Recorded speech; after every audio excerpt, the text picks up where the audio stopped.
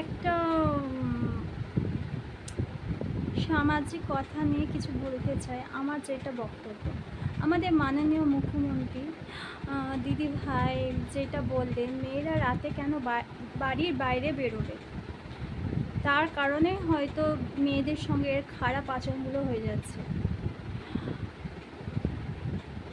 আমরা দেখতে পাচ্ছি ছোট ছোট বাচ্চা থেকে শুরু করে বয়স্ক কাউকেই ছেড়ে কথা বলছে না।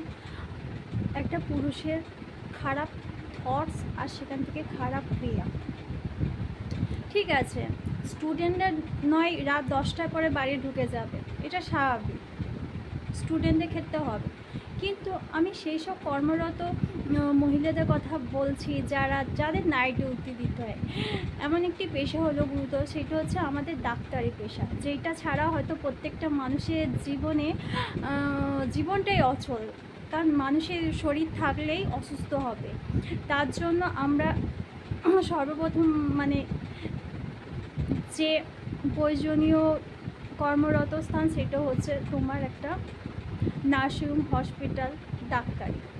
তো সেখানে নাইট ডিউটি আমাদের ডাক্তারি মহিলা কর্মচারীদের দিতে হয়, কাজ করতে হয়। তাহলে তাদের জন্য কি সুরক্ষা আছে?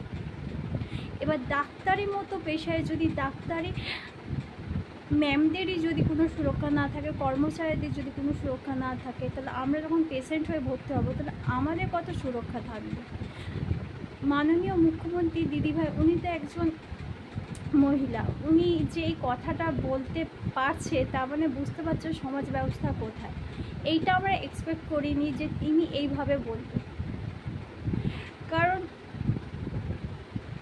সব পুরুষ ডাক্তার তো রাতে একা একা ডিউটি দিতে পারে না, মহিলা কর্মচারীও নিয়োগ করতে হয় প্রয়োজন। তাহলে তাদের সুরক্ষার জন্য দিদিভাই কি বলবেন? বাকিদের কথা আমি ছেড়ে দিচ্ছি।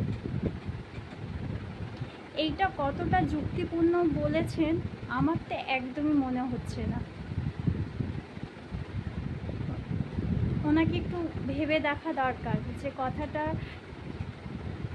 বলাটা ঠিক হয়েছে কিনা। আমি এতে সম্মত নই।